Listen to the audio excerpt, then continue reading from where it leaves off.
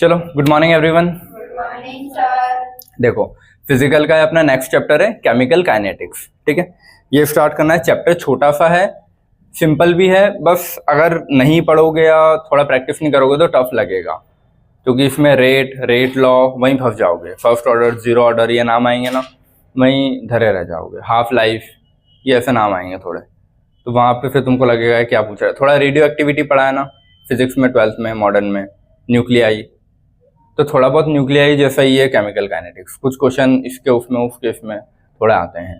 जैसे वहाँ भी हाफ लाइफ निकालते हो कि कोई पुराना फॉसिल है, उसकी हाफ लाइफ कितनी होगी, इतने टाइम पहले का है, कार्बन डेटिंग, ये वो चीज़ें कहीं थोड़ी बहुत यहाँ भी आती है। First order, second order, zero order, nth order.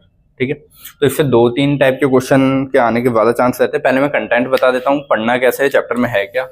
ठीक है, देखो सिंपल सी चीज़ है, केमिकल काइनेटिक्स नाम है। केमिकल से भाई केमिकल रिएक्शन होगा अपना। काइनेटिक्स मतलब मूवमेंट होता है ना, कि रिएक्शन मूव हो रही है। केमिकल का मतलब तो केमिकल ही है, केमिकल रिएक्शन। काइनेटिक्स मतलब मूवमेंट, ये होता है ना। काइनेटिक्स मतलब कोई चीज़ चल रही है, तो मैंने बोला A+B से C+D बन रहा है, ये कुछ ना कुछ बन रहा होगा। ठीक है, तो ये रिएक्शन A और B आपस में कैसे जुड़ रहे हैं, और A+B में कौन सी चीज़ किस में कन्वर्ट हो रही है, इंटरमीडिएट क्या है और प्रोडक्ट क्या बन रहे हैं, कितनी जल्दी बन रहे हैं, कितने टाइम में बन रहे हैं, वो सारी चीज़ों की स्टडी करना होता है काइनेटिक्स। काइनेटिक्स मतलब मूवमेंट। यहाँ से गाड़ी चला के कोई वहाँ तक तो कैसे गया, गाड़ी चालू की होगी, एक्सेलरेटर कितनी स्पीड से गया, कितने टाइम में पहुँचा। तो यहाँ भी ये होता है कि कितनी स्पीड से रिएक्शन हो रही है, रेट ऑफ रिएक्शन, और कितने टाइम में पहुँचा, वही रेट में टाइम आ जाता है। ठीक है, अब अलग अलग रिएक्शन के लिए अलग अलग चीज़ें होती है। जैसे यहाँ मैंने बोला A+B से C+ की, हो सकता था यहाँ पे 2 कंपाउंड मतलब 2 चीज़ें ली है। एक रिएक्शन ऐसी भी तो हो सकती सीधा X से Y, इधर 2 चीज़ ली है तो उधर 2 बनी, एक लिए 1 बनी, हो सकता है 2 लेता है 1 बनती। तो अलग अलग रिएक्शन में अलग अलग काइनेटिक्स फॉलो होगी ना, समझ गए। इस रिएक्शन में जैसे X ली तो X में कुछ ना कुछ उसमें खुद में चेंजेस होंगे और वो Y में बनेगा। इस वाले में A हो सकता है A में पहले कुछ चेंजेस हो, B में कुछ चेंज, फिर मिक्स हो, या फिर मिक्स होने के बाद कुछ चेंजेस हो और फिर बने। तो हर रिएक्शन का काइनेटिक्स अलग होता है। तो उस बेसिस पे अपन ने रिएक्शंस को बांट रखा है कि हाँ इस टाइप की आएगी तो अपन ने इसको इसमें बांट दिया, ऐसी आएगी तो इसमें बांट दिया, ऐसी आएगी तो इसमें। तो ऐसे 3 या 4 कैटेगरी में अपन ने बांट रखा है। यही पढ़ना है पूरे चैप्टर में तुमको। फिर इसकी थ्योरी भी आती है कि कैसे रिएक्ट कर रहे हैं A और B, कैसे जुड़ रहे हैं, इसकी एनर्जी कितनी थी, इसकी कितनी थी, टकराएंगे, फिर कैसे रिएक्ट करते हैं, वो थ्योरी भी पढ़ना है। इसका थ्योरी कैलकुलेशन दोनों है। सबसे पहले तो आता है टाइप्स ऑफ रिएक्शन, कि रिएक्शन कैसी होती है, इसमें पढ़ेंगे कि भाई आयनिक रिएक्शन फास्ट होती है, फिर अपनी नॉर्मल दूसरी रिएक्शन इससे थोड़ी स्पीड वाली, कुछ रिएक्शन बहुत स्लो होगी जो सालों में होती है, तो वेरी स्लो, वेरी फास्ट और इंटरमीडिएट। तो 3 टाइप की रिएक्शन हो सकती है। कुछ रिएक्शन तो ऐसा जैसे ही मैंने कोई चीज़ मिक्स की फटाफट रिएक्शन हो गई। कुछ रिएक्शन ऐसी होती है जैसे लोहे में जंग लगना, है तो केमिकल रिएक्शन, ऑक्सीडेशन रिडक्शन या रेडॉक्स रिएक्शन ही है वो भी, लेकिन उसमें क्या होता है बहुत टाइम में होता है ना। ऐसा थोड़ी लोहे पे पानी डाला और अभी शाम तक जंग लग जाएगा। बहुत सालों तक अगर रहा है, 1-2 साल, फिर धूप, गर्मी, मॉइस्चर, तब जाके जंग, तो बहुत स्लो रिएक्शन है। तो बहुत स्लो, बहुत फास्ट, और कुछ होती है जो थोड़ा सा 5-10 मिनट, 3-4 मिनट, 1-2 मिनट, तो वो अपनी इंटरमीडिएट। तो अपने को बीच वाली टाइप की पढ़नी, इंटरमीडिएट वाली। तो टाइप्स ऑफ रिएक्शन समझ गए, अलग अलग टाइप की होती है। रेट ऑफ रिएक्शन, रेट कभी भी बोलते हैं तो स्पीड से डिनोट करते हैं ना अपन। रेट मतलब स्पीड, वेलोसिटी। रेट ये होता है पर यूनिट टाइम, कितनी स्पीड पर यूनिट टाइम या कितना चला। तो रेट मतलब अगर सिंपल भाषा में बोले तो क्या होता है, स्पीड ऑफ रिएक्शन। ठीक है, कि रिएक्शन कितनी स्पीड से जा रही है, कितने टाइम में पहुंच जाएगी, उसकी स्पीड क्या है। जैसे अपन बोलते हैं ना कार्बोनिक एनहाइड्रस एंजाइम है, उसकी रेट सबसे ज़्यादा है रिएक्शन की, कितनी, 1 लाख 1 सेकेंड, ऐसा कुछ है ना। 1 सेकेंड में कितनी बार कितने मॉलिक्यूल्स को कन्वर्ट कर देता है, 1 लाख, है ना, याद है ना। तो जैसे अपने बायो में आता है कि carbonic anhydrous is the fastest enzyme, जो कि किसी भी चीज़ को कन्वर्ट कर देता है। 1 सेकेंड में 1 लाख मॉलिक्यूल्स को चेंज करना, मतलब देखो बहुत फास्ट है। 1 सेकेंड तो ही निकल गया, टक, 1 लाख मॉलिक्यूल्स कन्वर्ट कर दिए, बहुत फास्ट रिएक्शन करता है। तो स्पीड ऑफ रिएक्शन वही पढ़ना है, रेट ऑफ रिएक्शन। क्लियर है। यहाँ से ग्राफ भी आएंगे और कुछ चीज़ें रहती है। फिर पढ़ते हैं अपन factors affecting rate of reaction. ये रेट ऑफ रिएक्शन हो रही है वो किन किन फैक्टर्स पे डिपेंड करती है। जैसे रिएक्टेंट है, हो सकता है मैंने एक इतनी चिमटी भर ही रिएक्टेंट लिया, एक हो सकता है कटोरा भर के लिया, एक हो सकता है बोरी भर के लिया, तो रिएक्टेंट कितना है उस पर भी डिपेंड करता है ना। रिएक्टेंट में मैं कैटलिस्ट डालूंगा तो तेज होती है। अब कैटलिस्ट भी कौन सा अपन पढ़ के आए पहले, पॉजिटिव डालूंगा तो जल्दी हो जाएगी, नेगेटिव डालूंगा तो लेट होगी। तो कौन कौन, टेम्परेचर का भी फर्क पड़ता है बहुत बार, ठीक है। फिर एंडोथर्मिक एक्सोथर्मिक उस पर भी फर्क पड़ेगा कि एंडोथर्मिक है और टेम्परेचर बढ़ाऊंगा तो रिएक्शन बढ़ती है हमेशा, कि कोई चीज़ रिएक्शन में हीट वैसे ही खिंचा रही है तो मैं उसको और हीट दूंगा तो जल्दी जल्दी होगी ना। लेकिन अगर रिएक्शन एक्सोथर्मिक है कि वो खुद हीट बाहर निकालना चाह रहा है फिर भी मैं उसको ज़बरदस्ती हीट दे रहा हूँ, तो उसके लिए तो बुरा काम हो गया ना, कि वो यही कर रहा है कि हीट बाहर फेंक रहा है, मैं और उसको हीट दिए जा रहा हूँ, तो उसको तो ये नेगेटिव पॉइंट है। तो एक्सोथर्मिक में हीट बढ़ाने पे टेम्परेचर स्लो हो जाती है। एंडोथर्मिक अगर है कि वो सराउंडिंग से हीट खींच के रिएक्शन कर रहा है, ठीक है, सराउंडिंग से हीट खींच रहा है और फिर कन्वर्ट हो रहा है, और मैं सराउंडिंग से एक्स्ट्रा हीट दे दूँ तो उसके लिए तो बेटर है ना, उसको इतनी खींचने की जरूरत ही नहीं पड़ी। तो एंडोथर्मिक में टेम्परेचर बढ़ाने पे रिएक्शन आगे बढ़ती है, एक्सोथर्मिक में स्लो हो जाती है। तो टेम्परेचर का क्या फर्क पड़ता है, कैटलिस्ट का क्या फर्क पड़ता है, कॉन्सेंट्रेशन का क्या फर्क पड़ता है कि रिएक्टेंट कितना लिया, प्रोडक्ट कितना बना, बहुत सारी चीज़ों का, समझ गए। तो ऐसे अलग अलग फैक्टर्स पढ़ने अपने को जिन पर रेट ऑफ रिएक्शन डिपेंड करता है या स्पीड ऑफ रिएक्शन। उसमें से सबसे इंपॉर्टेंट दो फैक्टर आएंगे तुम्हारे, टेम्परेचर और कॉन्सेंट्रेशन, ठीक है। मोस्ट ऑफ द टाइम जो तुम्हारा क्वेश्चन आ जाता है इन दो पे ही आता है, बस नीट में जो क्वेश्चन आता है ना, टेम्परेचर में आर्रेनियस इक्वेशन से आता है, इसमें एंटीलॉग लग जाता है बहुत बार, ठीक है। आर्रेनियस इक्वेशन ये इंपॉर्टेंट है, इसमें आता है क्वेश्चन, ठीक है। और सेकंड आता है तुम्हारा कॉन्सेंट्रेशन। कॉन्सेंट्रेशन से ही फिर अपन डिसाइड करते हैं ऑर्डर ऑफ रिएक्शन क्या होता है, अभी छोड़ो, बट कॉन्सेंट्रेशन से एक नया टर्म निकल के आएगा तुम्हारे पास, ऑर्डर ऑफ रिएक्शन। रिएक्शन का ऑर्डर क्या है, मतलब मैंने बोला रिएक्शन को 3-4 पार्ट में बांटेंगे कि एक मॉलिक्यूल लूँगा, 2 लूँगा, 3 लूँगा, कितने बन रहे हैं, कितने हैं, उसके हिसाब से कि आगे स्टोइकियोमेट्री कितनी ली है वो पावर में जाती है, ठीक है। तो ऑर्डर ऑफ रिएक्शन या मतलब भाई कितने मॉलिक्यूल रिएक्ट कर रहे हैं इनडायरेक्टली अगर बोलूँ तो जीरोथ ऑर्डर, फर्स्ट, सेकंड, अब वो थर्ड फोर्थ चलती जाती है, लेकिन अपने सिलेबस में ज़्यादा क्वेश्चन इन दोनों से आते हैं, जीरोथ और फर्स्ट ऑर्डर। सेकंड भी आता नहीं है बट अपन सिर्फ इक्वेशन लिख लेंगे, और अगर उसके आगे किसी का भी पूछे तो एक nth करके बोल देते हैं ना, nth कितनी भी, 8वां, 10वां, 12वां, 100वां, तो nth लिख दो, nth के हिसाब से कोई सा भी निकल जाएगा। लेकिन मोस्टली कौन सा आता है, जीरो और फर्स्ट ऑर्डर, ठीक है। सेकंड चीज होती है तुम्हारी रेट लॉ या लॉ ऑफ मास एक्शन। अब रेट लॉ हमेशा लिखते हैं ना अपन, जैसे ये अपन पहले भी सीख के आए रेट लॉ। फॉर एग्जांपल मैंने बोला ए और बी रिएक्ट कर रहे हैं, ठीक है, तो रेट ऑफ रिएक्शन में रेट डायरेक्टली प्रोपोर्शनल किसके, इनके कॉन्सेंट्रेशन के। डायरेक्टली प्रोपोर्शनल हटा दे तो रेट कांस्टेंट आता है ना। जैसे रेट ऑफ रिएक्शन, एक सिंपल भाषा में बोलूं, मैंने बोला a प्लस बी से c प्लस डी बन रहा है, समझ में आता है। अगर मैं बोलूं इसका मेरे को क्या लिखना है, रेट लॉ, क्या लिखना है, रेट लॉ, ठीक है, कि कितनी उससे ये रिएक्शन हो रही है। तो रेट लॉ कैसे लिखूंगा मैं, किस पे रेट, किस पे डायरेक्टली प्रोपोर्शनल होगा, रेट ऑफ रिएक्शन इस पे ना, जितना ज्यादा ये उतनी ज्यादा रिएक्शन होगी। तो कॉन्सेंट्रेशन ऑफ ए और कॉन्सेंट्रेशन ऑफ बी पहले भी पढ़ा है अपन ने कोई चैप्टर में, है ना। डायरेक्टली प्रोपोर्शनल हटता है तो के आता है, तो rate is equal to K into concentration of A concentration of B. तो ये तो कांस्टेंट है ना, तो इसको क्या बोल देते हैं, रेट का कांस्टेंट, और ये रेट। तो अपने को रेट कांस्टेंट पढ़ना रहता है, रेट पढ़ना रहती है, कॉन्सेंट्रेशन पढ़ना रहती है। तो वही है कि रेट लॉ कैसे लिखते हैं, कोई भी रिएक्शन का ऐसे लिखते हैं, किसी का भी देखो तो लिख सकते हो ना। तो रेट लॉ कैसे लिखते हैं, और उसी को बोलते हैं law of mass action. Chemical equilibrium में पढ़ा है ना, law of mass action same ही था। स्टोइकियोमेट्री और मॉलिक्यूलैरिटी। स्टोइकियोमेट्री तो तुम लोगों को पता है क्या होता है, जो आगे लिखा रहता है, उससे सिमिलर है मॉलिक्यूलैरिटी, कितने मॉलिक्यूल्स रिएक्ट कर रहे हैं, सिंपल भाषा में बोलूँ तो, ठीक है, कि रिएक्शन में कितने मॉलिक्यूल्स पार्ट ले रहे हैं, उसको बोलेंगे मॉलिक्यूलैरिटी ऑफ रिएक्शन। तो ये भी थोड़ा अलग से पढ़ना पड़ता है, थ्योरेटिकल पॉइंट्स आ जाते हैं कंफ्यूजिंग वाले थोड़े, ठीक है, पूछ लेगा कि फर्क क्या है तो पता होना चाहिए, ठीक है। Pseudo first order reaction, zeroth, first, second, nth, वो तो ठीक है, ये भी कभी कभी एग्जाम्पल पूछ लेता है। एक रिएक्शन देगा या पूछेगा which of the following is pseudo first order reaction, और नीचे 4 इक्वेशन लिख देगा, मतलब एग्जाम्पल लिख देगा। तो तुमको पता रहना चाहिए कौन सी स्यूडो फर्स्ट की है। लिमिटेड 2-3 एग्जाम्पल है, याद कर लेना कि स्यूडो फर्स्ट के एग्जाम्पल क्या होते हैं। याद, वो प्रैक्टिकल है, सब भी पता है।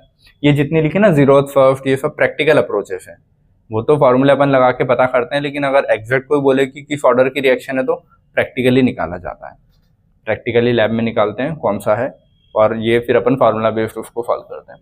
स्यूडो फर्स्ट समझ गए, ये भी एक अलग से पूछा जाता है। और फिर आता है मैकेनिज्म ऑफ रिएक्शन। इसमें सबसे इंपॉर्टेंट थ्योरी है, या एक ही है जो बोलो, जो अपन पढ़ते हैं, collision theory of reaction. Collision मतलब टकराना। ए है, बी है, ए और बी से सी प्लस डी कैसे बन रहा होगा? ये यहाँ रखे रखे तो नहीं बन रहा होगा ना, ये टकरा रहे होंगे, फिर कुछ कन्वर्ट हो रहे होंगे, फिर बन रहा होगा। तो वही है कॉलिजन थ्योरी ऑफ रिएक्शन। कब टकराते हैं, कितनी एनर्जी मिलने पे, इसमें वो वाले टर्म्स आएंगे। एक्टिवेशन एनर्जी पढ़ा है ना, तो कैटलिस्ट एक्टिवेशन एनर्जी को बढ़ाएगा, कम करेगा। इनिशियल में कुछ एनर्जी रही होगी, कुछ और चाहिए एक लिमिट तक पहुंचने के लिए, इसको एक्टिवेशन बोलते हैं। एक्टिवेशन हुआ, रिएक्शन करेगा, फिर धीरे धीरे एनर्जी कम, ठीक है। कम होगी तो मतलब एक्सोथर्मिक होगा तो रिएक्टेंट के भी और नीचे आ जाएगा, एंडो होगा तो रिएक्टेंट की लाइन के ऊपर ही रहेगा, है ना, वो ग्राफ में याद है कुछ। तो बस यही सारी चीज़ें पढ़नी। तो इसमें बहुत सारी चीज़ें तो अपन केमिकल इक्विलिब्रियम में पढ़ चुके हैं, थोड़ी बहुत तुम न्यूक्लियाई में पढ़ चुके होंगे फिजिक्स में, बाकी बची हुई अपन अब पढ़ेंगे। स्टार्ट करेंगे आज यहाँ से, छोटा सा पार्ट है टाइप्स ऑफ रिएक्शन और रेट ऑफ रिएक्शन, फिर कल ये आगे का पार्ट कंटिन्यू करेंगे, ठीक है। देखो सबसे पहला कंटेंट में क्या लिखा था अपने, टाइप्स ऑफ रिएक्शन। कोई भी रिएक्शन कितने टाइप की होती है देखते हैं, फिर रेट ऑफ रिएक्शन होता क्या है ये देखेंगे, ठीक है। देखो कोई भी रिएक्शन 3 टाइप में अपन ने बांटा है। या तो कोई रिएक्शन बहुत जल्दी हो जाएगी कि जैसे ही तुमने कोई चीज मिक्स की खत्म, रिएक्शन हो गई। एक होता है कि थोड़ा टाइम लेगी, 1 मिनट 2 मिनट कुछ टाइम ले रही है। एक होता है कि सालों ले रही है। तो मान लो कोई रिएक्शन सालों ले रही होगी तो उसका रेट ऑफ रिएक्शन निकाल के क्या करूंगा मैं, और जो एकदम हो रही होगी उसका रेट ऑफ रिएक्शन निकाल ही नहीं सकता। कुछ नहीं समझे ना। देखो मान लो कोई रिएक्शन है, वो 10⁻⁻⁶ सेकेंड, जैसे चलो समझ गया ना, 1 सेकंड से भी कम। या फिर वो कार्बोनिक एनहाइड्रेस वाले 1 सेकंड में वो इतनी रिएक्शन कर दे रहा है, तो उसकी स्पीड निकाल पाओगे क्या? बहुत मुश्किल है, नहीं निकाल पाओगे। तो उसकी रेट ऑफ रिएक्शन नहीं निकाल पाओगे तुम। देखो रेट ऑफ रिएक्शन मेनली क्या होता है, कॉन्सेंट्रेशन का चेंज, बेटा इधर, change in concentration upon change in time. कितने टाइम में हुई और काय में कन्वर्ट हुआ, इससे इतना। तो कितने टाइम में हुई, वो तो टाइम ही उसका ऐसा है ना, जैसे मिक्स किया हो गई रिएक्शन। तो चेंज इन टाइम तो मैं निकाल ही नहीं पाऊंगा ना, समझ में आया? तो कोई रिएक्शन अगर मतलब बहुत ज्यादा फास्ट है कि जैसे मिक्स किया हो गई रिएक्शन, तो उसका तुम रेट ऑफ रिएक्शन कभी निकाल ही नहीं पाओगे।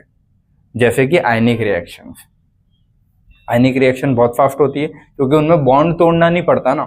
आयनिक मैंने बताया था बॉन्ड नहीं होता कभी भी। जैसे मान लो NaCl है, तो ये बॉन्ड नहीं है, ये तो बस प्लस और माइनस पास में रखे तो खिंचा रहे हैं इसीलिए साथ में।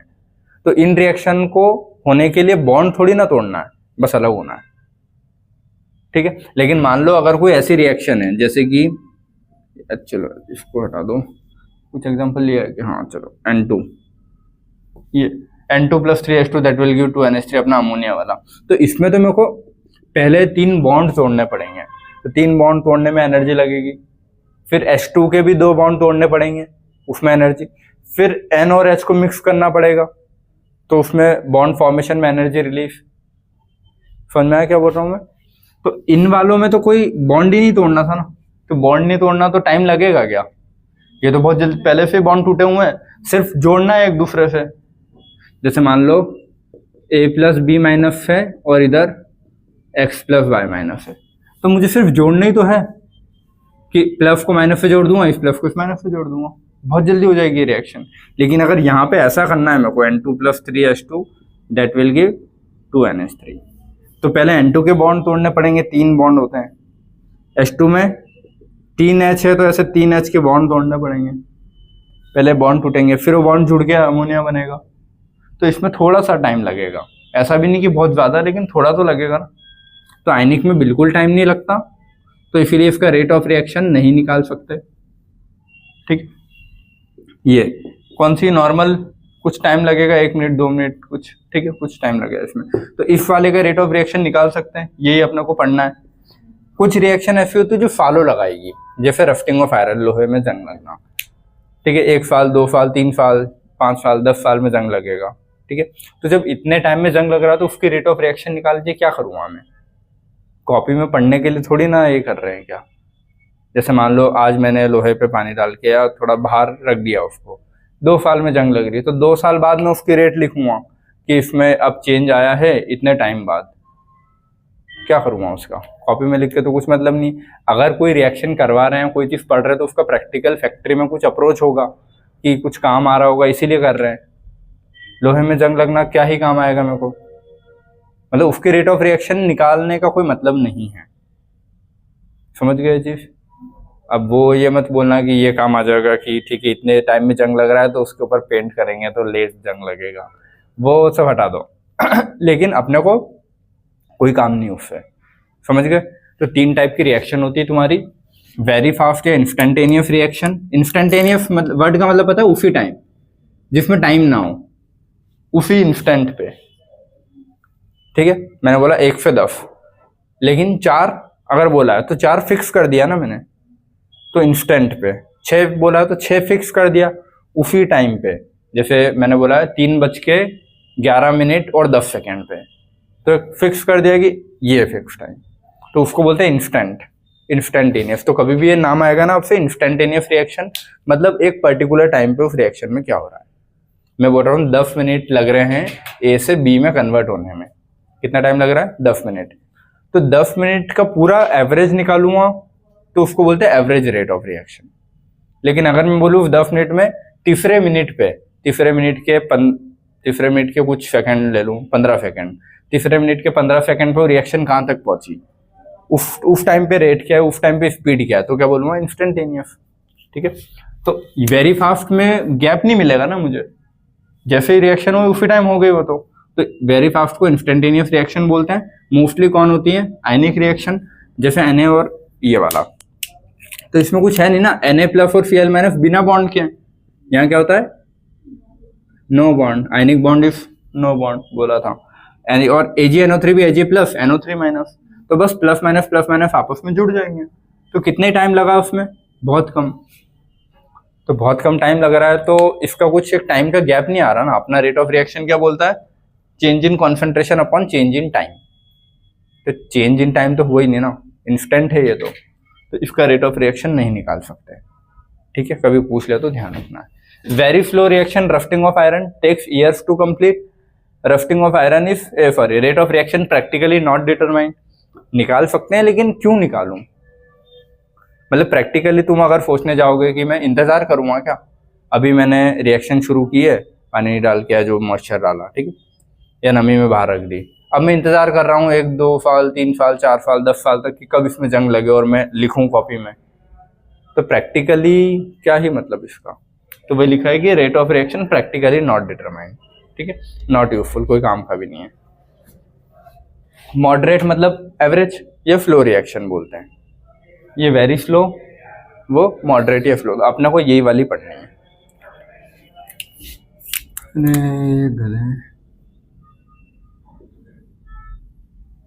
ये वाली पढ़ना है अपना को इस चैप्टर में, ठीक है। इनको क्या बोलते हैं, मॉलिक्यूलर रिएक्शन। मॉलिक्यूलर रिएक्शन में बॉन्ड फॉर्मेशन, बॉन्ड ब्रेकिंग होगी, जैसे कि N2 + 3H2 that will give 2NH3। तो इसमें तुम लोगों को पता है ना कि N2 के 3 बॉन्ड होते हैं, H2 के 1 बॉन्ड होता है, और 3 ऐसे मॉलिक्यूल होंगे, तो इनके बॉन्ड टूटेंगे फिर अमोनिया के बनेंगे। तो बॉन्ड ब्रेकिंग और फॉर्मेशन, तो इसमें कुछ तो टाइम लगेगा ना, कोई बॉन्ड तोड़ने हैं, बॉन्ड बनाने हैं, तो ऐसा तो नहीं कि चुटकी बजाए और एकदम से सारा काम हो गया, टूट भी गए बन भी गए, पहले टूटेंगे फिर बनेंगे, तो थोड़ा टाइम लगा। तो इसमें थोड़ा सा टाइम लगता है, तो इसीलिए इसको रेट ऑफ रिएक्शन मेजर कर सकते हो, प्रैक्टिकली डिटरमाइंड है। एक कोई नॉर्मल टेम्परेचर पे, अपना नॉर्मल रूम टेम्परेचर कंडीशन पे, क्लियर है। तो 3 टाइप की रिएक्शन समझ गए, कौन सी होती है, अपने को कौन सी पढ़नी है, मॉलिक्यूलर या मॉडरेट रिएक्शन, ठीक है। चलो अब अगला आता है तुम्हारा रेट ऑफ रिएक्शन या ROR क्या होता है। सिंबल है इसका स्मॉल r, ठीक है, सिंबल क्या है स्मॉल r, या फिर अपन सीधा लिखते हैं ROR, रेट ऑफ रिएक्शन। किसी भी चीज की रेट मतलब स्पीड या वेलोसिटी, ठीक है, डायरेक्शन बता दूंगा तो वेलोसिटी, डायरेक्शन नहीं बता रहा तो स्पीड। तो रेट का मतलब क्या होगा, स्पीड या फिर वेलोसिटी। कि स्पीड या वेलोसिटी ऑफ रिएक्शन क्या है। स्पीड या वेलोसिटी ऑफ रिएक्शन से मेरा मतलब क्या है, अगर मैंने ए कुछ लिया है, ठीक है, और मैं बोल रहा हूँ कि ये ए से बी में कन्वर्ट होता है, तो कब, कितने टाइम में, ये बोलूंगा ना, और कितना, तो कितना कन्वर्ट हुआ कितने टाइम में, यही होगा रेट ऑफ रिएक्शन। बहुत जल्दी होगा तो जल्दी जल्दी टाइम कम होगा, टाइम का गैप कम होगा। देखो अगर मैं बोल रहा हूँ rate of reaction is equal to change in concentration upon change in time, यही होता है कि कितना कॉन्सेंट्रेशन में चेंज हुआ, कितना रिएक्टेंट से प्रोडक्ट बना, तो जो गैप है वो ऊपर, और कितने टाइम में कन्वर्ट हुआ, ठीक है, ये। तो ये होगा तुम्हारा रेट ऑफ रिएक्शन। जितना कम टाइम उतनी ज्यादा रेट, समझ गए। जैसे वही है कि अपन चाय बनाते हैं तो वही दूध, पत्ती, पानी, गैस, जो भी सब मिक्स किया, शक्कर, ठीक है, वो सब रखा अपन ने, गैस ऑन किया, तो रेट स्टार्ट होगी ना रिएक्शन की, गर्म होगा, फिर वो ये वो, तो धीरे धीरे मान लो 10 मिनट में चाय बनी है, तो यहाँ टाइम गैप कितना आएगा, 10 माइनस 0, फाइनल माइनस इनिशियल, शुरू 0 से किया था और फाइनल इतने, तो इतने टाइम में ये। और कॉन्सेंट्रेशन का चेंज, पहले क्या था और बाद में क्या होगा, ठीक है, ये सब मिक्सचर से बनाया। तो मैं बोल रहा हूँ अगर टाइम कम लगता, मान लो चाहे 5 मिनट में बन जाती, तो मैं ये बोलूँगा ना कि जल्दी बन गई। जल्दी बन गई मतलब स्पीड ज़्यादा है ना उसकी, तो टाइम कम मतलब रेट ऑफ रिएक्शन ज़्यादा, समझ गए चीज़, ठीक है। और कॉन्सेंट्रेशन को तो डायरेक्टली प्रोपोर्शनल है चेंज इन, जितना ज़्यादा बनेगा मतलब उतनी ही ज़्यादा रेट। मैं बोलूँ 5 मिनट लगे तो 5 मिनट में जितना बन रहा होगा, फिर 10 मिनट में ज़्यादा बनेगा, 9 से देखो कॉन्सेंट्रेशन से, जितना ज़्यादा कॉन्सेंट्रेशन बनेगा उतनी ज़्यादा रेट। अगर मान लो थोड़ी 5 मिनट में कुछ इतना से अमाउंट बन रहा था, एक दूसरी रिएक्शन बोली उसमें मैंने बोला 5 मिनट में इतना अमाउंट बन रहा है, तो सेकंड वाली जो है ऊपर बनाई है इसकी रेट ज़्यादा होगी तभी तो इतना बन रहा है। स्पीड ज़्यादा होगी तो जल्दी जल्दी बहुत सारा बनेगा, स्पीड कम होगी तो धीरे धीरे बनेगा और कम बनेगा। तो वही लिखा है कि कॉन्सेंट्रेशन के डायरेक्टली है, टाइम के इनवर्सली है, ठीक है। अच्छा, रेट या स्पीड कभी भी नेगेटिव होगी क्या, कोई भी रिएक्शन की, या तो रिएक्शन होगी नहीं तो जीरो, नेगेटिव में कैसे हो सकती है। कोई सामान मैंने रखा है ए और बी, मैं बोल रहा हूँ C+D बनना चाहिए, तो रिएक्शन नहीं होगी तो उसकी रेट कितनी है, 0। रिएक्शन शुरू भी हुई तो कुछ थोड़ी सी रेट बढ़ेगी, लेकिन नेगेटिव रेट होगी क्या कभी, नेगेटिव में कैसे जाएगी कोई चीज, समझ गए। तो रेट ऑफ रिएक्शन हमेशा क्या होता है, पॉजिटिव। रेट ऑफ रिएक्शन कभी भी नेगेटिव नहीं आ सकता, ये पॉइंट इंपॉर्टेंट है बहुत ज्यादा। रेट ऑफ रिएक्शन क्या है, पॉजिटिव क्वांटिटी है, ठीक है, it can never be negative.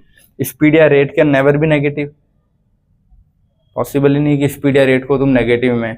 अब यहाँ वो दिमाग मत लगाना कि जैसे गाड़ी में स्पीड रेट वो पीछे रिवर्स तो नेगेटिव, वो वैसा कुछ नहीं है।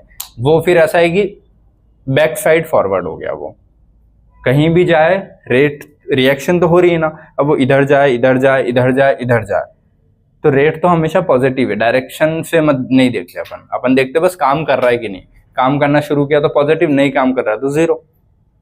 अब नेगेटिव में काम कैसे कर सकता है कोई, पॉसिबल ही नहीं है ना, पॉसिबल ही नहीं है ना ऐसा।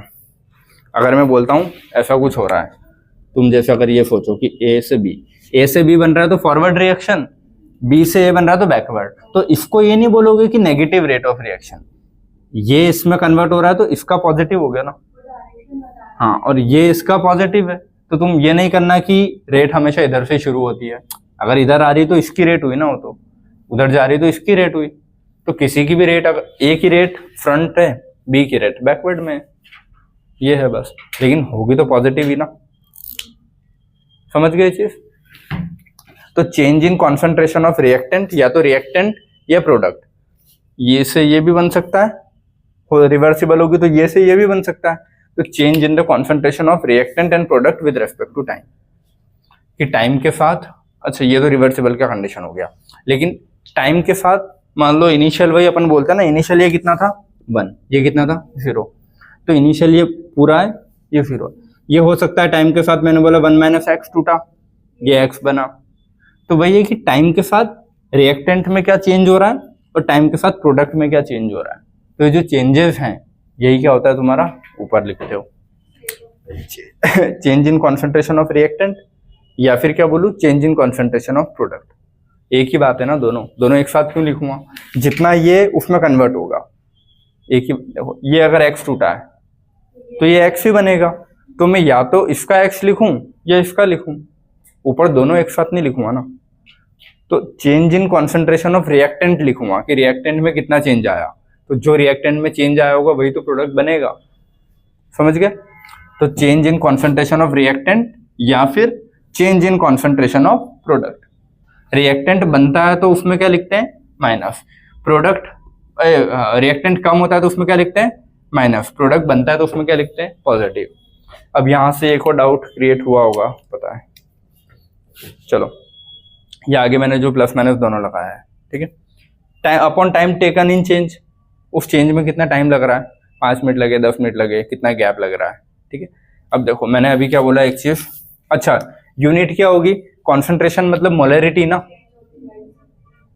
देखो हाँ, बट कॉन्सेंट्रेशन मतलब क्या होता है, मोलरिटी। मोलरिटी तो होता है कॉन्सेंट्रेशन अपना। तो मोलरिटी अपॉन टाइम, मोलरिटी क्या होता है, मोल्स पर यूनिट वॉल्यूम। तो मोल्स वॉल्यूम का लीटर और नीचे सेकंड, तो मोल्स पर लीटर पर सेकंड, ये क्या होगी इसकी यूनिट, किसकी, रेट ऑफ रिएक्शन की। रेट ऑफ रिएक्शन की यूनिट क्या होगी, मोल्स पर लीटर, तो मोलरिटी हो गया कॉन्सेंट्रेशन, और नीचे एक सेकंड हो गया, ठीक है। अब इसको वो ऐसे भी लिखता है मोल, लीटर इनवर्स, सेकंड इनवर्स, तो कंफ्यूजन तो नहीं होता ना, सबको ऊपर ले आएगा तो इनवर्स लगा देगा बस, ठीक है। It is always a positive quantity, speed या rate can never be negative. Concentration के साथ टाइम का ग्राफ दोनों के लिए अलग अलग बनेगा, रिएक्टेंट प्रोडक्ट। रिएक्टेंट स्टार्टिंग में कुछ होगा ना, देखो ग्राफ बनाने के लिए ऐसे सीखो, कॉन्सेंट्रेशन इस पार्ट पे, किस चीज का कॉन्सेंट्रेशन शुरू में है, रिएक्टेंट का है कि प्रोडक्ट का है, शुरू में तो रिएक्टेंट ही होगा ना, तो रिएक्टेंट का लिखूंगा मैं यहाँ पे। प्रोडक्ट शुरू में कुछ है क्या, नहीं है, तो प्रोडक्ट का लिखूं मैं नीचे, एकदम जीरो पे है ना ये, ठीक है। टाइम के साथ रिएक्टेंट क्या होता है, कम होता है, तो रिएक्टेंट का ग्राफ कैसा बनेगा, ऐसा। देखो टाइम बढ़ रहा है, टाइम के साथ साथ रिएक्टेंट क्या हो रहा है, कम। प्रोडक्ट का ग्राफ टाइम के साथ कैसा होता है, बढ़ता है ना, तो इसका ग्राफ कैसा होगा, ऐसा, समझ गए चीज। फिर एक टाइम पे अगर इक्विलिब्रियम आ रहा है तो ये दोनों इस पोजीशन पे फिक्स हो जाते हैं, इक्विलिब्रियम वाली कंडीशन यही होती है, ठीक है, ये समझ गए, ठीक है। अब मैं बोलूं कि रिएक्टेंट टाइम के साथ कम हो रहा है, ठीक है, प्रोडक्ट टाइम के साथ बढ़ रहा है, ये चीज याद रखना अभी, ठीक है, क्योंकि यहाँ से कुछ कंक्लूजन निकालेंगे अब अपन। अब मैं यहाँ पे पहले तुमको, चलो हाँ 2 चीज और पढ़ लो, उसी से सीख लेंगे। ए से बी बन रहा है, ठीक है। अब ए से बी बनने में 2 चीजें मैं तुमसे पूछ सकता हूँ, सारे इधर ध्यान दो बेटा। ए से बी बन रहा है, रिएक्शन हो रही है, तो मैं सोचो एक लैब में बैठे हो, कुछ चीज मैंने कोई बीकर में डाली, उससे बी बन रहा है, ए से क्या बना, बी। तो मैं उससे तुमसे 2 क्वेश्चन पूछ सकता हूँ आके। फॉर एग्जाम्पल तुम एक्सपेरिमेंट कर रहे हो, मैं आया, मैं पूछ सकता हूँ मुझे एवरेज रेट बताओ कितना है। एक बोल सकता हूँ इंस्टेंटेनियस रेट बताओ। इंस्टेंटेनियस मतलब एक फिक्स टाइम पे पूछूंगा मैं कि 5 सेकंड पे कितना है बताओ, ये 4 मिनट पे कितनी थी रेट बताओ, क्योंकि रेट टाइम के साथ चेंज होगी ना, रेट फिक्स तो नहीं रहेगी, टाइम के साथ कुछ तो चेंज होगी। मान लो इनिशियल में अमाउंट बहुत ज्यादा था, समझ गया ना, किसी चीज का कैसे समझाऊं, कोई चीज स्टार्टिंग में बहुत ज्यादा है तो शुरू में रेट बहुत ज्यादा ही होगी ना, कोई चीज ज्यादा है तो जल्दी जल्दी काम होगा, तो स्टार्टिंग में रेट क्या होगी, बहुत ज्यादा होगी। धीरे धीरे टाइम के साथ ये अमाउंट कम होते जाएगा, कम होते जाएगा, कम कम कम कम, तो जैसे जैसे टाइम जा रहा है रेट क्या हो जाएगी, कम होगी ना, क्योंकि अमाउंट कम हो गया रिएक्टेंट का अमाउंट कम तो रेट कम, रिएक्टेंट का अमाउंट बहुत ज्यादा है तो रेट बहुत ज्यादा, समझ गया ना, क्लियर है ना ये चीजें, ठीक है, गुड। तो स्टार्टिंग में रेट ऑफ रिएक्शन बहुत ज्यादा है, धीरे धीरे टाइम के साथ कम हो गई। तो अगर मैं तुमसे एवरेज पूछूं कि एवरेज कितना है, तो एवरेज तो पूरे का ही निकालते हैं ना, फाइनल माइनस इनिशियल, या कुछ पॉइंट पूछो कि मान लो मैंने बोला है 10 मिनट में रिएक्शन हो रही थी, कितने 10 मिनट में पूरी रिएक्शन मेरी खत्म हो रही थी 1 to 10 में, 1 2 3 4 5 6 7 8 9 10। अब मैंने पूछा है तुमको कि एवरेज बताओ मुझे 4 मिनट से 8 मिनट के बीच में क्या स्पीड रही होगी रिएक्शन की, 4 मिनट से 8 मिनट के बीच में क्या स्पीड रही होगी। तो गैप दिया ना मैंने तुमको कि इतनी देर से इतनी देर के बीच में वो रिएक्शन कितनी स्पीड से भाग रही थी या हो रही थी, तो इसके बीच का गैप निकालना क्या हुआ, एवरेज रेट। तो एवरेज रेट में मैं कॉन्सेंट्रेशन भी इसी का निकालूंगा ना कि 8 प्रोडक्ट, देखो अगर रिएक्टेंट का लेता हूँ, क्या बोल रहा हूँ मैं, रिएक्टेंट से अगर देखता हूँ तो रेट ऑफ रिएक्शन कैसे लिखूंगा मैं, रेट ऑफ रिएक्शन का चेंज इन रिएक्टेंट मतलब कॉन्सेंट्रेशन ऑफ रिएक्टेंट या प्रोडक्ट। अगर मैं रिएक्टेंट का ले रहा हूँ, बेटा इधर सोना नहीं है पानी भी, रेट ऑफ रिएक्शन अगर मैं रिएक्टेंट से देख रहा हूँ, रिएक्टेंट टाइम के साथ कम होगा, ठीक है। रिएक्टेंट क्या होगा टाइम के साथ, मान लो 4 सेकंड पे रिएक्टेंट कितना था, इतना, इस पे कितना हो जाएगा, इतना, तो टाइम के साथ ये कम हुआ ना, ठीक है। और अपन क्या लिखते हैं, फाइनल माइनस इनिशियल। तो टाइम के साथ अगर रिएक्टेंट कम हुआ है तो उसकी वैल्यू कम होगी ना फाइनल की, reactant final minus reactant initial upon change in time, कितना टाइम जो भी मैंने दिया। तो फाइनल वाले रिएक्टेंट ज्यादा है कि कम, कम है ना।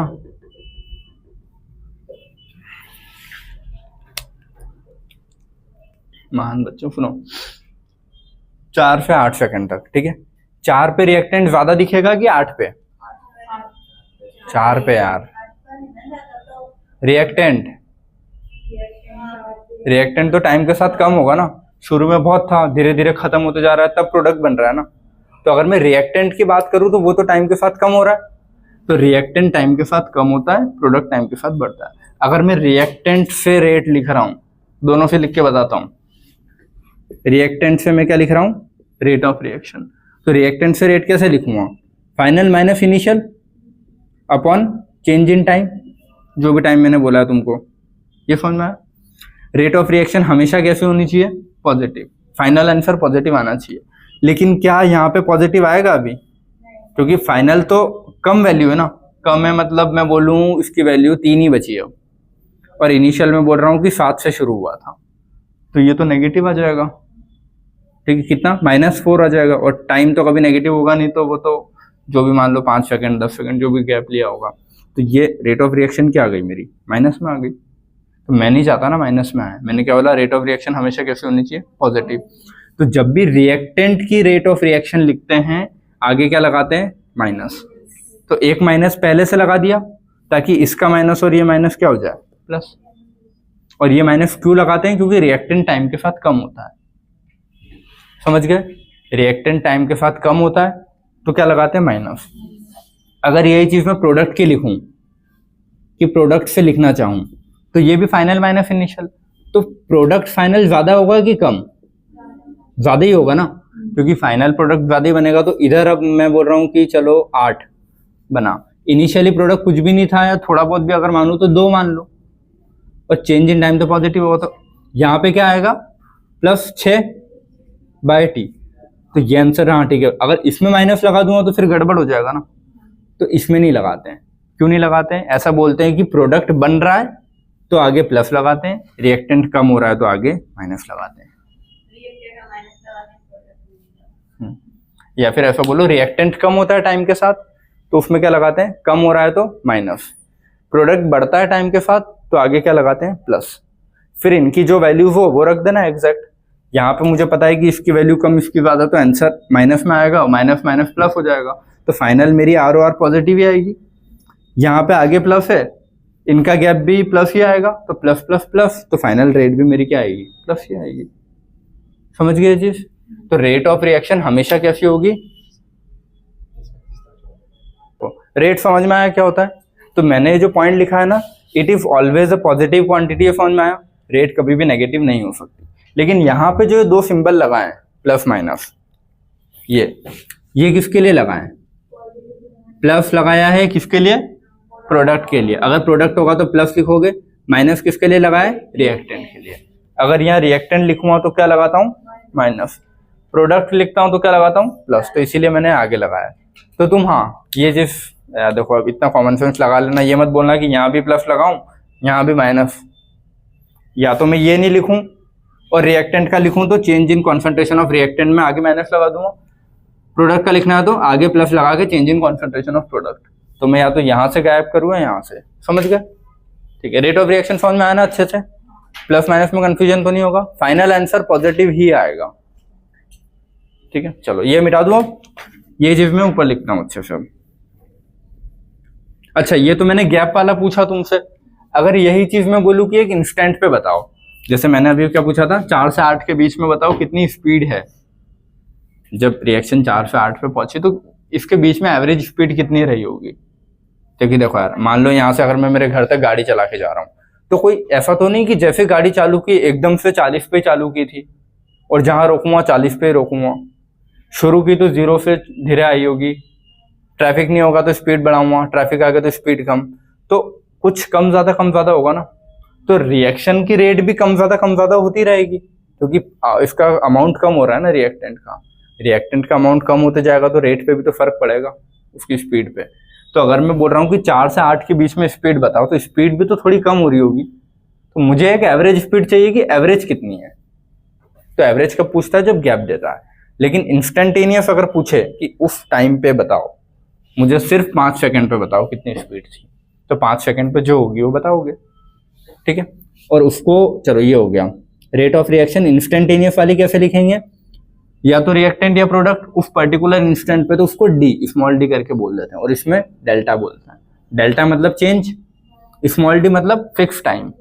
तो डी अगर रिएक्टेंट का बोलूँ D A by D T, अगर ए प्रोडक्ट इससे लिखूं और ये माइनस होता है तो माइनस, प्रोडक्ट का लिखना चाहूँ तो plus d B by D t, A से बी बन रहा था अपना तो प्रोडक्ट प्लस में आता है रिएक्टेंट, तो उस पर्टिकुलर टाइम पे ये आएगा इसका। ठीक है, समझ में आया ये चीज? तो अब यही चीज मैंने यहाँ लिखी है सिस्टमैटिक, एक बार लिख के और बता देता हूँ। क्लियर है? समझ गए ना ये चीज? वर्ड्स में कंफ्यूजन तो नहीं होगा, इंस्टेंटेनियस कब है और किसको बोलते हैं। ये चैप्टर आधा तो तुमको पहले ही आता होगा, क्योंकि ये सब केमिकल इक्विलिब्रियम में पढ़ के आए अपन अधिकतर चीजें, रेट ये वो। चलो अगर मैं पूछूं तुमसे ए से बी रिएक्शन हो रही है और एवरेज रेट निकालो, ठीक है, एवरेज रेट कैसे निकालोगे इसका, दोनों का अलग अलग निकालोगे, ए और बी का। हाँ देखो रेट ऑफ रिएक्शन, ठीक है, एवरेज क्या बोलोगे, डेल्टा ए का अगर निकाल रहा हूं तो del A by del T, लेकिन रिएक्टेंट है तो आगे क्या लगाऊंगा, माइनस। ठीक है, या फिर इसी चीज को ऐसा लिख सकते हो ना, minus of change A final minus A initial upon del T. और ए फाइनल मुझे पता है कम ही होता है क्योंकि रिएक्टेंट टाइम के साथ कम होता है ना, तो इसकी वैल्यू क्या होगी,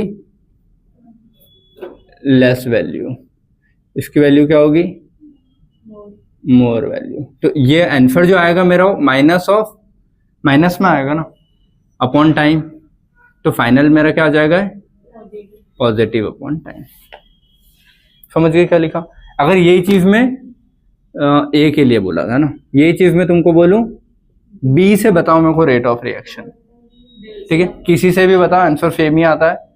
ठीक है, रेट ऑफ रिएक्शन सेम होती है, जितनी स्पीड से टूट रहा होगा उतनी स्पीड से आगे वाला बन रहा होगा। जैसे मैंने बोला 5 मिनट पे ए से रेट बताओ, तो 5 मिनट पे ए जितनी स्पीड से टूट रहा होगा 5वें मिनट पे बी भी उतनी स्पीड से बन रहा होगा ना। तो इंस्टेंटेनियस सेम। गैप अगर पूछूं कि 3 मिनट से 7 मिनट के बीच में ए जितना टूटा तो 3 मिनट से 7 मिनट के बीच में बी भी उतना ही बनेगा ना। तो रेट रिएक्टेंट से लिखूं प्रोडक्ट से लिखूं सेम होती है। तो अगर मैं बी से लिखूं तो क्या बोलो, minus of del B by del T. अच्छा प्रोडक्ट है तो प्लस लगता है, ठीक है, तो यहाँ क्या आएगा, प्लस ऑफ बी। हर चीज हाँ फाइनल माइनस इनिशियल ही होती है, चेंज मतलब final minus initial, upon del T भी फाइनल माइनस इनिशियल जो भी दे, मैं सीधा डेल टी लिख रहा हूँ। ठीक है, क्योंकि टी 0 से कम तो नहीं होगा ना कभी। तो फाइनल मान लो मैंने बोला 3 से 5 सेकंड या 5 मिनट पे बताओ, तो फाइनल 5 - 3 करोगे तो हमेशा डेल टी तो पॉजिटिव ही आना है, समझ गए? ठीक है, तो ये क्या आएगा फाइनल, इसका क्या होता है जीरो, मतलब ज्यादा ही होता है ना, प्रोडक्ट तो ज्यादा ही होता है फाइनल, तो मोर वैल्यू। इसकी क्या होती है, शुरू में कम होता है तो लेस वैल्यू, तो इसका प्लस ऑफ ब्रैकेट में पॉजिटिव ही आएगा ना, तो फाइनल आंसर तुम्हारा प्लस बाय डेल टी आएगा। ठीक है, ये को पता है ऑप्शन इसके प्लस माइनस में देते हैं, इसलिए इतना ध्यान रखवा रहा हूं। तो रेट ऑफ रिएक्शन फाइनली हमेशा कैसी आएगी, पॉजिटिव ही आएगी। तो अब अगर मेरे को ओवरऑल लिखना है तो रेट ऑफ रिएक्शन रिएक्टेंट और प्रोडक्ट सबकी बराबर होती है, तो रेट ऑफ रिएक्शन या आर इज इक्वल टू क्या लिखूंगा, minus of del A by del T is equal to plus of del B by del T. तो एक ही बात है ना, ठीक है। अच्छा, रेट ऑफ रिएक्शन जब भी लिखते हैं तो ये कितना लिया उस पर फर्क पड़ेगा ना, 1 लूं, 2 लूं, 5 लूं, 10 लूं, तो स्टोइकियोमेट्री भी ऐड करते हैं। ठीक है, तो अब मैं तुमसे एक और रिएक्शन लिख रहा हूं, नई रिएक्शन क्या लिख रहा हूं, एक एग्जांपल के लिए 3a + 2b that will give c plus अच्छा ये है 5d। ठीक है, ये लिखिए। अब मैं तुमसे बोलता हूं कि तुम खुद इसकी रेट ऑफ रिएक्शन लिखो। रेट ऑफ रिएक्शन हमेशा स्टोइकियोमेट्री के साथ लिखा जाएगा। ठीक है, ये दो चीजें हैं। तो रेट ऑफ रिएक्शन, अच्छा, ऑलवेज रिटर्न विद, और स्टोइकियोमेट्री क्या होता है पता है ना, आगे जो वैल्यू लिखी रहती है उसको स्टोइकियोमेट्री बोलते हैं। तो अब मेरे को रेट ऑफ रिएक्शन लिखना है पूरी रिएक्शन की, तो हर की रेट बराबर ही होगी ना, जितना ये टूटेगा उतना ही ये टूटेगा, क्योंकि अपन याद है वो बोलते हैं कि इसका अगर 1 मोल है तो इसके 1 मोल से रिएक्ट करेंगे ना, ये मतलब मोल नहीं, एक ग्राम इक्विवेलेंट वाली चीजें बराबर रिएक्ट करती है, तो जितना ये टूटेगा उतना ये, अगर ये एक्सिस में भी है तो कोई काम नहीं है ना, इसके जितने इससे जुड़ने उतने ही जुड़ेंगे। ठीक है, तो रेट ऑफ रिएक्शन कैसे लिखते हैं, ए से, बी से, सी से, डी से, चारों की लिखनी है अपने को। ठीक है, तो ये रिएक्टेंट है तो माइनस लिखूंगा। अब माइनस लिखा, ए का है तो del A by del T, और स्टोइकियोमेट्री कितनी 3 है, तो आगे लिखोगे तुम 1/3 का मतलब मल्टीप्लाई करोगे, ऐसा लिखो 0.3, यह माइनस, समझ गए? नीचे लिखते हैं स्टोइकियोमेट्री हमेशा। ठीक है, रिटर्न बिलो, या फिर बोलूं डिनोमिनेटर में। ठीक है, अच्छा हाँ, इसको मैं ऐसा लिखता हूं 1/2, तो ज्यादा सही है। ठीक है, ये अब ये बी भी क्या है अपना, रिएक्टेंट ही है ना, तो del B upon del T, लेकिन इसका स्टोइकियोमेट्री क्या है 1/2, तो यहाँ 1/2 लिखूंगा ना मैं, तो 2 ऊपर जाएगा, तो इसका क्या हो जाएगा, अगर मैं अब लिखूं तो -2 del B upon del T. समझ गया ना, नीचे लिखते हैं हमेशा है, कैसा भी दिया हो तो नीचे से ऊपर ऐसे ले आया, ऐसा नहीं बोलोगे कि यहाँ तो 3 नीचे लिखा सर, यहाँ 2 ऊपर कर दिया, सारी चीजें नीचे ही लिखी थी, वो तो अब कैलकुलेशन की वजह से ऊपर गई है।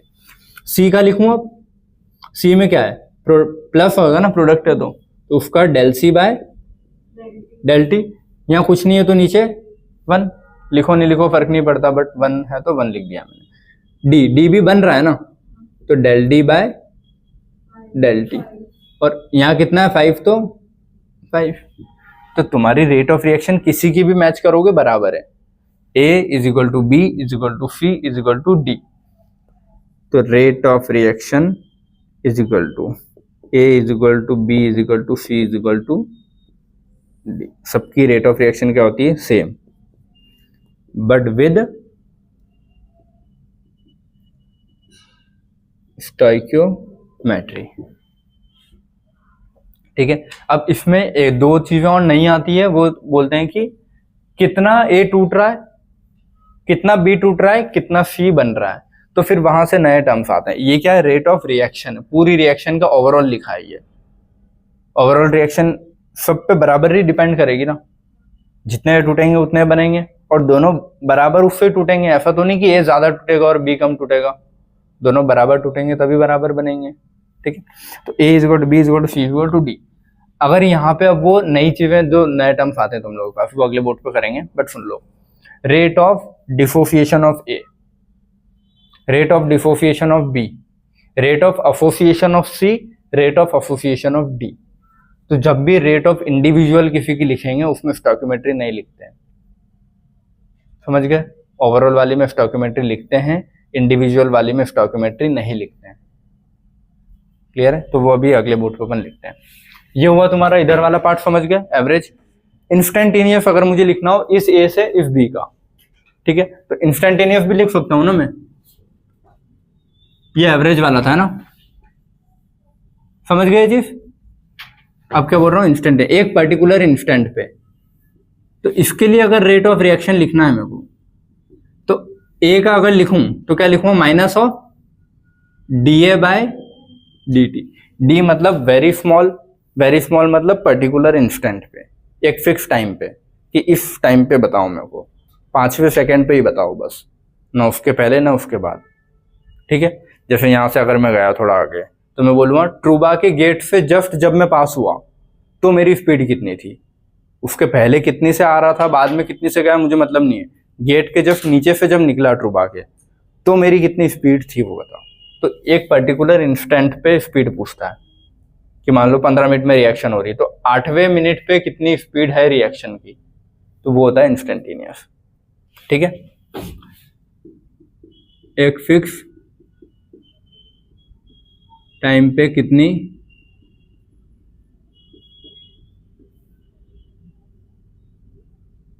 स्पीड है, समझ गए?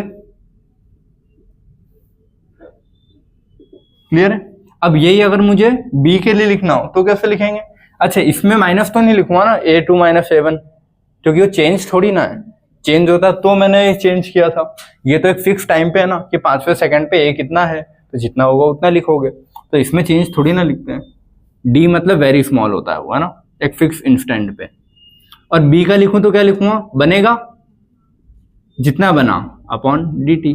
7वें सेकंड पे बी कितना बन गया, तो जितना बना उतना लिखो ना, बस। उसमें चेंज लिखने की जरूरत तो नहीं ना। तो इफ डी को चेंज तो नहीं मान लोगे, ठीक है, तो मैं लिख देता हूं small D is not change, it is eight fix time या फिर इंस्टेंट। समझ गए? वो चेंज नहीं है, ये हुआ। तो यहां पे अपन ने ऐसे लिखा। ओवरऑल देखो, अब इसमें तो अलग अलग लिख के मैंने समझा दिया था, इसमें अलग अलग लिखने की जरूरत ही नहीं है ना, वही उसका ओवरऑल भी है। इंस्टेंट पे, हर इंस्टेंट पे अलग अलग आती है, अगर अलग अलग है तो। जिसका भी पूछे तो इसका रेट ऑफ रिएक्शन क्या है, रिएक्टेंट कम होता है, प्रोडक्ट क्या होता है, टाइम के साथ बढ़ता है, तो प्लस। क्लियर है? और उसमें भी ए इज इक्वल, अच्छा उसमें ए इज इक्वल टू बी नहीं होगा। इंस्टेंट पे, हर इंस्टेंट पे अलग अलग हो सकती है ना स्पीड। ठीक है, तो ये एवरेज वाले में बोलोगे तो सबका बराबर, लेकिन इंस्टेंट वाले में बोलोगे तो सब अलग अलग होगा 5वें सेकंड पे। हाँ, अलग है इंस्टेंटेनियस पे, उसमें अलग ही लिखेंगे ना। नहीं बराबर ही लिखा है, रुको फिर। एट एनी पर्टिकुलर इंस्टेंट ए जितना टूट रहा होगा उतना ही बी बन रहा होगा, सही है। हाँ, इधर देखो, बराबर से मतलब है, चलो इधर देखो, मैंने बोला 5वां सेकंड, 5वें सेकंड पे ए जितना टूटा होगा, 5वें सेकंड पे जितना ए टूटा है उतने से ही बी बन पाएगा। तो वही लिखा है कि एट पर्टिकुलर इंस्टेंट ए जितना टूट रहा है, 8वें सेकंड मैंने बोला, 8वें सेकंड पे ए जितना टूट रहा है 8वें सेकंड पे उतने से ही बी बन पाएगा। तो इसीलिए यहाँ भी ये बराबर है इंस्टेंट। लेकिन इंस्टेंट के बहुत कम क्वेश्चन आते हैं, एवरेज के आते हैं वो सारे। ठीक है, ये समझ गए? तो जितना ए टूटेगा उतना ही भी बनेगा। तो ये लाइन और लिख लेना, जितना ए टूटेगा उतना ही बी बनेगा। ये क्लियर है सभी को? हाँ, एट अ फिक्स टाइम, ठीक है, एट फिक्स टाइम पे ये वाला हुआ, ठीक है। अब इसमें और कुछ बचा तुम्हारा, इसका कहाँ गया अपना, ये वाली रिएक्शन जो लिखी थी, इससे अब ये वाली लिख दूं, ये रिएक्शन थी, इससे अपन ने इसका लिखना सीख गए। अब इससे ये लिखना भी क्या लिखना है, सेम ही है, एक फिक्स टाइम फिक्स कर लिया होगा, मैंने बोला 5 मिनट, तो 5वें मिनट पे सबके ही ऐसे कैसे लिख दूंगा, ठीक है, सब में टाइम तो 5 ही आएगा नीचे। अब जैसे इसका अगर मेरे को रेट ऑफ रिएक्शन लिखना है, इससे इंस्टेंट वाला है ना, ये इंस्टेंट वाला और ये कौन सा है,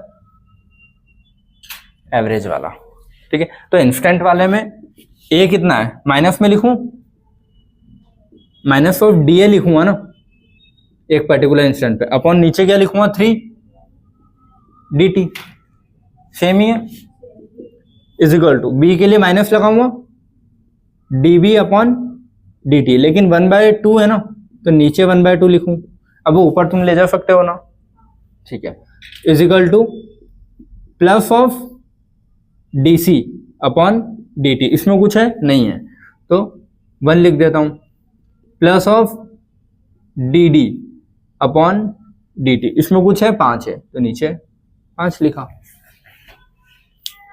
क्लियर है।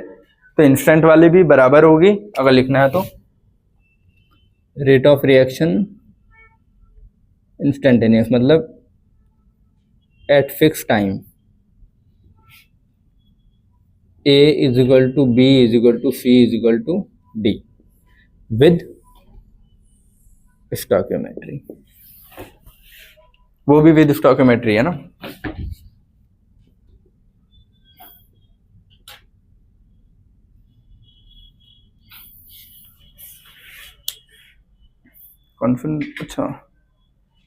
अच्छा ये कॉन्सेंट्रेशन नहीं लिखे, वो R A R B R C तो नहीं लिखूं मैं, ये यही बात है ना, rate of A is equal to rate of B is equal to rate of C is equal to rate of D, तो वो कॉन्सेंट्रेशन मत समझना कि ये का सिर्फ अमाउंट लिख दिया, पूरा रेट है वो, पूरा रेट मतलब ये पूरा है, ठीक है, इस पूरे को ये बोल दिया था मैंने, तो वो लेकिन वो पूरा है क्या, आर है, ठीक है, ये समझ में आया सभी को, ठीक है। अभी भी टाइम है अपने पास, इसका फोटो क्लिक करके और फिर लिखना नहीं है मुझे, अब मुझे बस मैं समझाऊंगा ऐसा वो पार्ट। इधर देखो 3a प्लस हाफ बी से क्या बन रहा है, c प्लस डी। अब पता है यहाँ से 3-4 नए टर्म्स पूछता है, मैं वो तीनों चारों लिखता हूँ, ठीक है। पहला रेट ऑफ, ये डिसअपियर हो रहा है ना, तो रेट ऑफ डिसअपियरेंस ऑफ, कौन गायब हो रहा है, A, rate of disappearance of B, rate of appearance या फॉर्मेशन, क्या लिखूंगा, फॉर्मेशन या अपीयरेंस ऑफ सी, ये डिसोसिएशन बोलो इसको, ठीक है, dissociation of A, dissociation of B, formation of C, formation of D, ठीक है। और रेट ऑफ, यहां भी क्या आ जाएगा तुम्हारा, फॉर्मेशन ऑफ डी, या फिर इसको मैं क्या बोलूँ, अपीयरेंस।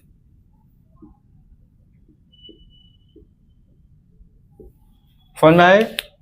तो ये क्वेश्चन अलग है, रेट ऑफ रिएक्शन अलग है, रेट ऑफ डिसअपियरेंस फॉर्मेशन अलग है, फिर लिंक कर लेंगे कि दोनों आपस में कैसे रिलेटेड है, ठीक है।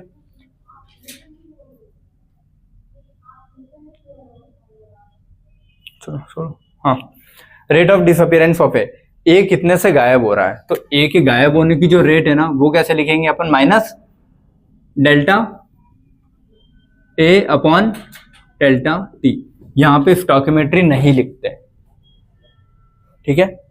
ए कितने से गायब हो रहा है, इतने से, क्योंकि देखो इधर देखो तुम लोग, ए लिखा है, ए कितनी स्पीड से गायब हो रहा है, वो ए के अमाउंट पे, ठीक है, इधर रेट ऑफ रिएक्शन में डिपेंड कर रहा है, लेकिन अगर मैं बोलूँ ए के मॉलिक्यूल कितनी स्पीड से रिएक्ट कर रहे हैं, टकरा रहे हैं, तो वो तो कोई से भी ए को उठा के कर सकता हूँ ना, तीनों ए को साथ में लेने की जरूरत थोड़ी है मुझे, समझ गए, 3 ए है तो 3 में से मैं एक ए को भी उठा लूंगा तो उसका डिसअपियर का रेट भी उतना ही होगा जितना तीनों का होगा, तो इसीलिए यहाँ पे स्टोइकोमेट्री नहीं लगती। समझ में आया क्या बोला मैंने? इसमें स्टोइकोमेट्री क्यों नहीं लग रही है? देखो, रेट ऑफ रिएक्शन, पूरी रिएक्शन तो स्टोइकोमेट्री पे डिपेंड करती है, पूरी रिएक्शन तो करेगी ना कि ए कितना लिया मैंने शुरू में, बी कितना लिया, उस पर फर्क पड़ेगा पूरी रिएक्शन पे। लेकिन अगर मैं बोलूं सिर्फ ए की बात कर रहा हूं कि ए कितना टूट रहा है, कि ए की रेट या ए की स्पीड कितनी है टूटने की, तो ए की स्पीड एक फिक्स, वो सिंगल ए पे भी से भी तो पता कर सकता हूँ ना, सिंगल ए से भी मैं उसकी स्पीड पता कर सकता हूँ, 2 से भी कर सकता हूँ, 3 से भी। तो यहाँ पे बिना स्टोइकोमेट्री के लिखते हैं, ठीक है, याद रखना। डिसअपियरेंस ऑफ बी, बी कितना होगा? Minus of del B by del T, ये क्या होगा? Plus of del C by del T, ये plus of del D by del T. Instantaneous का लिखना हो तो इंस्टेंटेनियस का लिख लोगे, ठीक है। ये एवरेज के थे, इंस्टेंटेनियस के क्या लिखेंगे? Minus of D A by D T, minus of D B by D T, minus of D C by D T, plus of D D by D T. इतना क्लियर है? ठीक है, ये ऊपर वाला पार्ट मिटा रहा हूं मैं। यही रिएक्शन है अपनी 3a plus half B that will give C plus. अब मुझे फटाफट देखो, तुम लोग देखो, रेट ऑफ रिएक्शन लिखना है पूरी ओवरऑल, तो मैं क्या लिखूंगा? Minus of del A by del T, नीचे 3 लगाया, is equal to minus of, ऊपर 2 लिख लूंगा, समझ में आ गया? Del B by del T, क्योंकि नीचे 1/2 ऊपर जाएगा, is equal to plus of del C by del T, is equal to plus of del D by del T, और नीचे 5, ठीक है। अब इसमें तुम लोग खुद देखो ना। हाँ, 3dt जाता है ना, कौन 3dt? फर्स्ट वाला। अच्छा, डेल, हाँ चेंज, सॉरी, ठीक है, क्लियर है। अब ये तो मैंने लिखी rate of reaction with stoichiometry लिखते हैं, लेकिन अगर मैं पूछूं ए कितनी स्पीड से गायब हो रहा है तो वो तो ये वाला पार्ट है ना बस।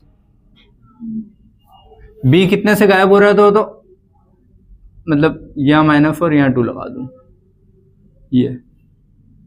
सी कितने से बन रहा है तो वो ये, और डी कितने से बन रहा है तो वो ये। तो ये क्या है? रेट ऑफ फॉर्मेशन, सॉरी, हाँ, डिसोसिएशन लिखूं, डिसोसिएशन ऑफ ए, ये बी, ये क्या हो जाएगा? रेट ऑफ फॉर्मेशन ऑफ सी, ठीक है। तो अब यहां से पता है क्वेश्चन अलग से पूछा, देखो जितने भी तुम्हारे क्वेश्चन आएंगे ना उसमें एक चीज दे के रखेगा, या तो रेट ऑफ रिएक्शन दे के रखेगा। अब रेट ऑफ रिएक्शन किसी की भी दे दे, सबकी बराबर होती है ना, एक ही दे तो भी बात एक ही है, ये सी बी सी डी। तो रेट ऑफ रिएक्शन दे के ये पूछता है, समझ गए क्या बोला मैंने? जैसे रेट ऑफ रिएक्शन दे देगा और पूछेगा तुमसे रेट ऑफ डिसोसिएशन ऑफ ए। मान लो रेट ऑफ रिएक्शन उसने दिए 5, इसकी वैल्यू क्या है? 5, और पूछा क्या है? Rate of dissociation of A. तो सिर्फ ये पार्ट पूछा है ना, तो 3 का मल्टीप्लाई इधर करोगे तो 5 3 से 15 आएगा इसका रेट ऑफ डिसोसिएशन। अगर इसका रेट ऑफ डिसोसिएशन फॉर्मेशन पूछे और रेट ऑफ रिएक्शन 5 दियो तो 5 और ये तो बराबर ही है। फिर इसका पूछे रेट ऑफ रिएक्शन क्या दिए क्वेश्चन में? 5, और पूछा क्या है? Rate of dissociation of B. तो rate of dissociation of B तो सिर्फ इतना है ना, ये 2 थोड़ी ना काउंट हो रहा है उसमें, तो 2 को यहाँ डिवाइड कर दूंगा 5/2, ठीक है। तो एक इससे रिलेटेड एक मैं लिखता हूं तुम लोगों को बताना है। पहली चीज रेट ऑफ, चलिए इसमें appearance of B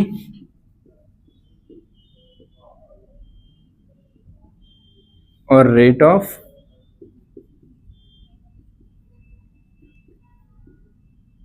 disappearance, appearance of B के बाद क्या? Disappearance of A.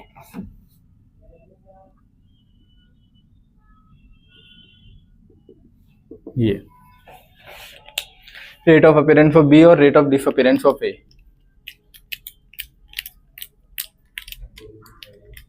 देखो कोई भी क्वेश्चन हो, कोई भी, सबसे पहला काम क्या है, रेट ऑफ रिएक्शन लिखना ओवरऑल। तो रेट ऑफ रिएक्शन कैसी होगी इसकी, del A by del T minus का is equal to del B by del T, नीचे 2 और ये प्लस का, ये रेट ऑफ रिएक्शन है। अगर मैंने पूछा है rate of appearance of B, B की अपीयरेंस की रेट पूछी है ना, मतलब क्या पूछा है मैंने, सिर्फ ये पूछा है, तो तुम क्या करोगे, 2 times of R O R, ठीक है। तो इसको मैं लिख दूं 2 times of R O R, या फिर ए से अगर पूछे, क्योंकि बहुत बार पता है क्या वो करता है, इसकी दे देगा और इसकी पूछता है, ठीक है। तो इसकी अगर दे रखी है और ये बी वाला पूछा है, तो 2 times of rate of disappearance of A, ये 2, बेटा देखो ए से भी बन रहा है, पूछा क्या है मुझे, rate of appearance of B. पहले पूरी रेट आर ओ आर लिखोगे, जब कोई भी क्वेश्चन आ जाए आर ओ आर तो लिख सकते हो इससे, स्टोइकियोमेट्री के साथ। अब वो जो भी पूछे rate of appearance of B, तो जो पूछा है पहले उसको गोला मार्क करो। ये पूछा मेरे से अपीयरेंस ऑफ बी सिर्फ, अब वो कुछ ना कुछ दे के रखेगा, या तो इसकी वैल्यू दे देगा या इसकी आर ओ आर की, ठीक है। तो अब मुझे सिर्फ ये पूछा है, तो इसको आर ओ आर दे रखेगा तो 2 से मल्टीप्लाई कर दूं, और ये आर ओ आर भी है और यही rate of disappearance of A भी है ना, तो इसको is equal to 2 into rate of disappearance of A भी तो लिख सकता हूं ना मैं, इसको इसमें मल्टीप्लाई करूं या इसको इसमें मल्टीप्लाई करूं, बात तो एक ही है ना। सेकंड पूछा, देखो ये तुम बताना, अब पूछा क्या है, ये दिया है, इससे मैंने आर ओ आर लिखा, rate of disappearance of A, ये पूछा है, यही है ना, ये पूछा है डिसअपियरेंस ऑफ ए का मतलब, और अपीयरेंस ऑफ बी का मतलब जो रेड से मैंने मार्क किया बोला। तो अगर ये पूछा है तो ये क्या हो जाएगा तुम्हारा, आर ओ आर के बराबर ही होगा। और अगर इसको मैं बी से कंपेयर करूं, तो बी का, अगर देखो बी का वो ये देखे कि rate of appearance of B दे, तो rate of appearance of B divide with 2, है ना, ये rate of appearance of B है, डिवाइड विथ 2। अगर आर ओ आर दे रहा है तो डायरेक्ट आंसर आ गया, लेकिन अगर rate of appearance of B दिया है तो उसमें 2 भी तो लिखना पड़ेगा ना, तो इसको ऐसे भी लिख सकता हूं ना, रेट ऑफ अपीयरेंस ऑफ किसका, बी, बी का अपीयरेंस बन रहा है ना, डिवाइड विथ 2, तो ये इसके बराबर ही तो है, इसकी वैल्यू डिवाइड विथ 2 किया तभी तो ये आया, समझ गए। तो ऐसे कोई से भी दूंगा तो बना सकते हो ना आप, कोई भी क्वेश्चन आए, इसके क्वेश्चन थोड़े कॉम्प्लेक्स नहीं होते, पता है, कंफ्यूजिंग होते हैं। क्वेश्चन में लैंग्वेज के फॉर्म में देगा, given the rate of reaction if this then find the rate of dissociation of A, या फिर given the rate of dissociation of A then find the rate of formation of A, समझ गए। तो rate of dissociation किसी का दे देगा, किसी का फॉर्मेशन दे देगा, कभी रेट ऑफ रिएक्शन दे देगा, तो ये सब वर्ड अपने को पता है कि बेटा आवाज नहीं, रेट ऑफ किसी का टूटना, किसी का बनना, ओवरऑल रिएक्शन का, तो अपने को पता है सब खिचड़ी पक जाती है कि rate of reaction, rate of appearance, rate of disappearance सब सेम सेम ही लगता है, ठीक है।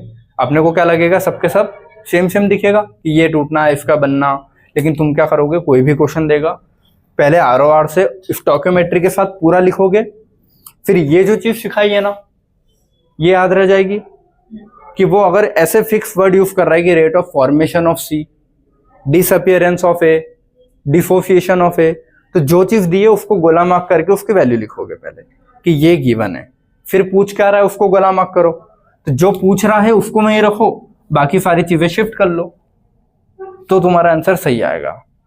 और अगर हवा में करने जाओगे ना ऐसे क्वेश्चन को, क्योंकि बहुत बार क्या होगा, जैसे ये यहाँ रेट ऑफ रिएक्शन और rate of dissociation of A same हो गया, लेकिन अगर डिसोसिएशन ऑफ बी देता तो वो सेम थोड़ी ना हुआ।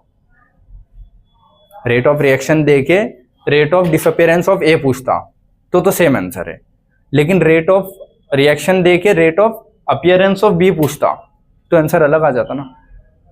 तो बस वर्ड्स के हेराफेरी में चेंज हो गया सब, यहाँ पे सेम जा रही थी रेट और डिसोसिएशन, यहाँ पे रेट ऑफ रिएक्शन और रेट ऑफ एसोसिएशन या फॉर्मेशन अलग जा रहा है।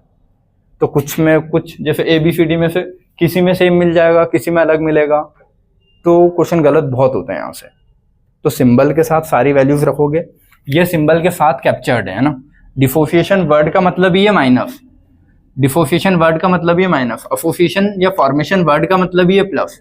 तो ऐसा नहीं करोगे कि उस प्लस को ब्रैकेट इस डब्बे के बाहर कर दिया, सिंबल के साथ वो वैल्यू है। तो जो भी वैल्यूज दी हो सिंबल के साथ दी है उन्होंने। ये नहीं करोगे कि माइनस बाहर कर दिया, del A by del T की वैल्यू रख दी, फिर माइनस अलग से रख रहे हो। अगर उसने बोला है rate of dissociation of A, तो वर्ड में ही आ गया ना रेट ऑफ डिसोसिएशन, तो माइनस इंक्लूड करके ही है। Rate of formation of B, तो प्लस इंक्लूड करके ही है। क्लियर है? तो अब अपन कल इसके क्वेश्चन करेंगे ना, तुम लोगों को समझना। और इससे क्वेश्चन आते हैं, बहुत सिंपल आते हैं, लेकिन कंफ्यूजन यही होता है कि आर ओ आर किसका दिया है, किसका फॉर्मेशन, किसका डिसोसिएशन। कभी कभी आर ओ आर सेम हो जाएगा, कभी कभी अलग जाएगा, कभी मल्टीप्लाई में जाएगा, कभी डिवाइड में चले जाएगा। तो ये एक एग्जाम्पल के फॉर्म में ये लिख लो, कल अपन क्वेश्चन करेंगे इसके। क्लियर है? चलो, थैंक यू सो मच। और दिन का लेक्चर कोई भी मिस मत करना आज, ठीक है? उसके बाद के भी कोशिश करना है कि नहीं करो, लेकिन आज का तो बिल्कुल मत करना, ठीक है?